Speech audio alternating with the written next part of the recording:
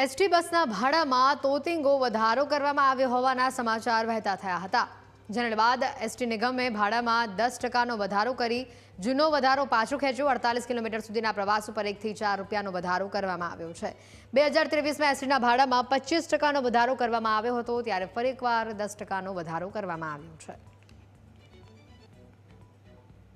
એસટીની બસોમાં આજથી ભાવ વધારો લાગુ કરી દેવામાં આવ્યો છે। એસટીમાં 10%નો ભાવ વધારો મધ્યરાત્રિથી લાગુ કરવામાં આવ્યો છે।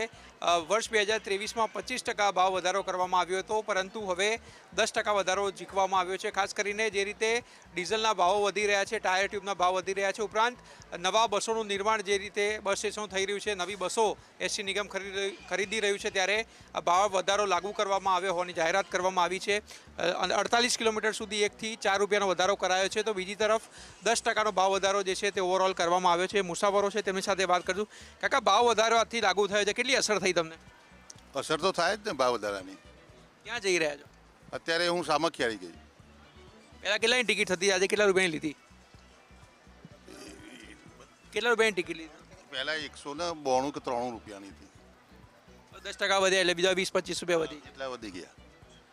તો ભાવ વધારો સામાન્ય નાગરિકોને નડી રહ્યો છે। મિત્ર, આજથી ભાવ વધારો લાગુ પડે કેટલી અસર થાય સામાન્ય નાગરિક? સામાન્ય નાગરિકને અસર થાય જ, કારણ કે આપણે જે લોકલ ટ્રાન્સપોર્ટેશન જે છે, સરકાર માન્ય જે ટ્રાન્સપોર્ટેશન લોકો એટલા માટે જ પ્રેફર કરતા હોય છે કે વાજબી અને કિફાયતી ભાવમાં આપણને મળી રહેતી હોય છે। એમાં જો ભાવ વધારો આવે તો ઘણો ફેર તો પડે જ, સામાન્ય પ્રજાને ફેર તો પડે જ ઘણો। ક્યાં જઈ રહ્યા છો? અત્યારે હું ધ્રાંગધ્રા જઈ રહ્યો છું।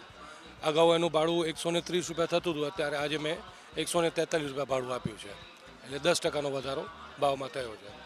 સામાન્ય નાગરિક જે છે તેમને ભાવ વધારો નડી રહ્યો છે, કારણ કે એક તરફ મોંઘવારી વધી રહી છે, તો બીજી તરફ પગારો પણ નથી વધી રહ્યા, અને ત્યારે સરકાર દ્વારા જે રીતે એસટી નિગમની બસોમાં ભાવ વધારો કર્યો છે તે સામાન્ય નાગરિકોને અસર કરી રહ્યો છે। કેમેરામેન ઓમ પટેલ સાથે આશુતોષ ઉપાધ્યાય, ન્યૂઝ કેપિટલ।